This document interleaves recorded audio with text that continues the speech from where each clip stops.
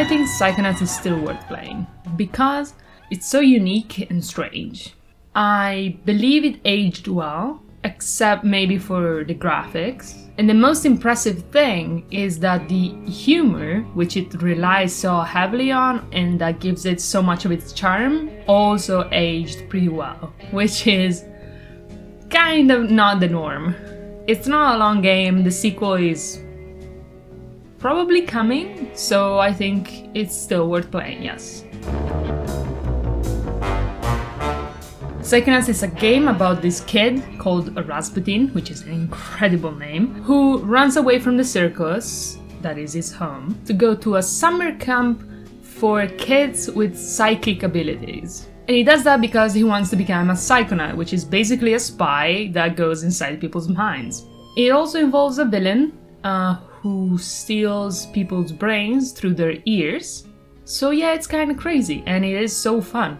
And the fact that this is like such a weird, unique concept is part of the reason that makes the game good in itself. Because from the beginning to end is creative and funny and unexpected. All in all, it's like a good time. It's also fun to play, engaging, not particularly difficult. It's solid, it's a good action platformer.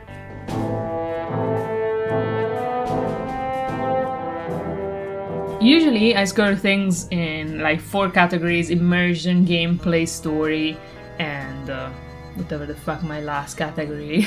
Oh, graphics, yeah, of course. But they're not perfectly compatible, let's say, with Psychonauts, so I'm gonna stretch them a little bit. First of all, I'm gonna go ahead and like include the concept and the setting to the story, because I do think the story is very solid, mostly due to the characters being a lot of fun, memorable, interesting, well designed, and it has like a very strong 3-act structure that works very well. But taking into consideration also the concept that makes it so charming, I'm giving it a 10 out of 10, because I think this is the reason why you should play it. In terms of gameplay, I said Psychonauts is a pretty solid 3D platformer, and it is. I enjoyed it, it's fun. But it has some issues. It has too many mechanics, some of which you just don't use enough.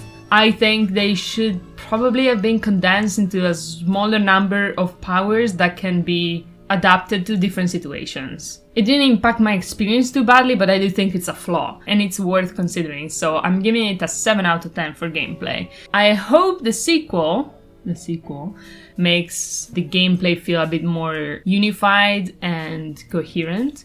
Or it could also go the other direction and make everything batshit crazy and put a million more items for you to use. I don't know, maybe both would fix it. Obviously the original Psychonauts isn't the best looking video game out there, but it'd be unfair to punish it for being an old game, you know. I think all the levels are unique looking and visibly distinguishable. If anything, I feel the colors, especially in the real world section, were a bit drab. Like there's a lot of sad greens in it.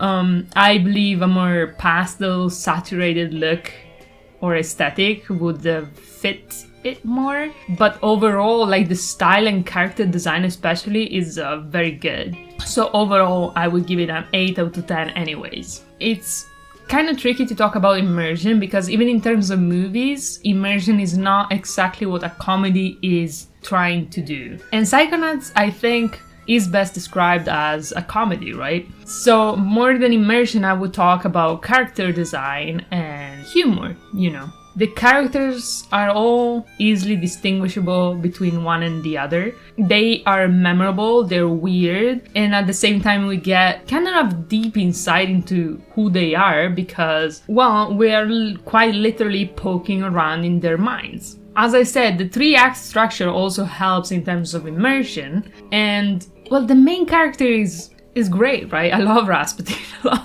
I was also very taken by the world the game creates. Personally, I loved collecting stuff in it. Considering these things as a part of immersion, I would give it a 9 out of 10. Overall, I really enjoy Psychonauts. I would recommend it to people who don't mind playing older games. I wouldn't recommend it to anyone that just isn't used to older games. If you like older games, I think you should play it. It's really interesting and cool.